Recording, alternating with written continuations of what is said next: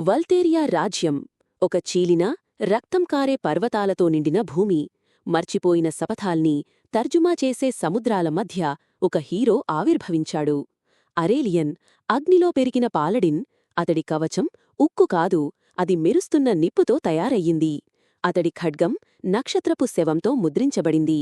అతడు భయానికి భయంకరుడు, ప్రజలకు దేవుడులాంటి వ్యక్తి. అతడి లోపం కోపం కాదు, గర్వం కాదు, స్వార్థం కాదు. అది ఒకటి మాత్రమే, ఆశ. పునరుత్థానం మీద ఆశ, మార్పు మీద నమ్మకం, శాపగ్రస్తమైన హృదయాలకే క్షమాభిక్ష ఇవ్వాలనే పట్టు. ఎవ్వరూ తిరుగలేని, మరి ఎక్కువగా నమ్మిన ఆశ. అరేలియన్ చీకటి మనుషులకైనా, రాక్షసులకైనా, వికారమైన నలుపు దైవాలకైనా మార్గాన్ని చూపించాలన్నదే లక్ష్యం. అతడు వారి దగ్గరకి ఖడ్గం కాదు, దయ తీసుకెళ్లాడు. కొన్నిసార్లు ఇది పనిచేసింది, ఎక్కువసార్లు అది రక్తంతో ముగిసింది. కాని రాజ్యం అతనిని దేవుడిలా చూసింది, ఆర్తుడైన రక్షకుడు అని పిలిచింది. ఎందుకంటే అతడు చంపిన వారిపై కన్నీళ్లు పెట్టేవాడు. ప్రతి విజయం అనంతరం ఓ శాంతం అతడి చుట్టూ అలముకునేది. అయితే ఆ ఆశ వెల్మోరా పట్టణాన్ని చూసినప్పుడు పరీక్షించబడింది. వెల్మోరా చీకటి దెబ్బతిన్న నగరం, పిచ్చి పాటలు పాడే పిల్లలు, నవ్వుతో చచ్చిపోయిన జనాలు. అక్కడ ఆత్మలు ఏవీ శేషించలేదు. కాని అక్కడ ఒక్క జీవి మిగిలింది, వార్నిక్స్. అద్దాలను, మానవ చర్మాన్ని ధరించిన ఉన్మాది. దాని మాటలు మరిచిపోయిన ప్రార్థనలతో నిండి ఉండేవి.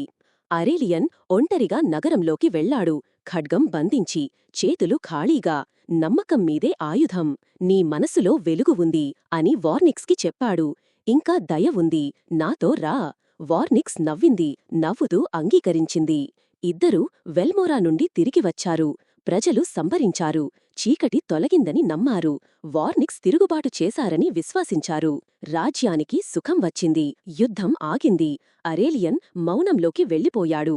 తీరం వద్ద దేవాలయంలో ప్రార్థనల మధ్య నివసించాడు. తప్పేమీ లేదనుకున్నాడు. కాని నిద్రల్లో చీకటి తిరిగి వచ్చింది. పిల్లలు కన్నులు లేకుండా పుట్టడం మొదలయ్యింది. పుస్తకాలు తలకిందుగా చదువబడతాయి. ప్రజలు మాటలతోనే పిచ్చివాళ్లవుతారు. వార్నిక్స్ మానలేకపోయింది. అది తనను మారినట్లు నటించింది. అసలు మారలేదు. అది ఆశల్ని దెబ్బతీసే వ్యాధిలా మిగిలింది. ఒక మంచి మనిషి గుండెల్లో దాగి రాజ్యాన్ని చెరిపేసింది. అరేలియన్ చూసి కన్నీళ్లు పెట్టాడు. దేవాలయాలను తగలబెట్టాడు. జనాలు అతన్ని శాపించారు. వార్నిక్స్ని విడిచిపెట్టిన నీతప్పే ఇవన్నీ అని. ఇప్పుడు అతడు ఒంటరిగా తిరుగుతున్నాడు, కాలిన దేహంతో, ఆశతో శపించిన జీవితో. అతడు కీడు కాదు, బలహీనుడు కాదు. అతడు ఓ మంచి మనిషి, కాని తప్పుడు ఆశల్ని పట్టుకున్నాడు. హీరో ట్రాజిక్ ఫ్లా, మారదు అనే ఆశ. మారా, మారల్ లేదు, కేవలం బూడిద మాత్రమే మిగిలింది.